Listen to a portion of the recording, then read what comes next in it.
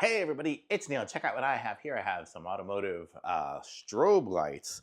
So I'll show you guys what these look like here. And we'll check it out here. Just opening up the box and taking them out. And in here we have this. Feels like a nice heavy duty metal bulb thing here. It's very thin, so you can surface mount it pretty easy. You just have to have a hole to run the wires through. And this is what it looks like here. It's very solidly built and looks really good, so you can put it really close up on a car or something like that. This would be good. I could put this on any car, I guess. I might even put it on my van on the front. So we've got two of those right there.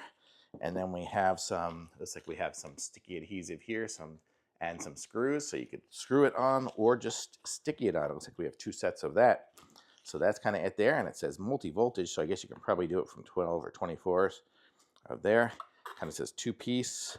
It says it's amber, so not necessarily police, but you could get the different colors. Let me see. How does this look?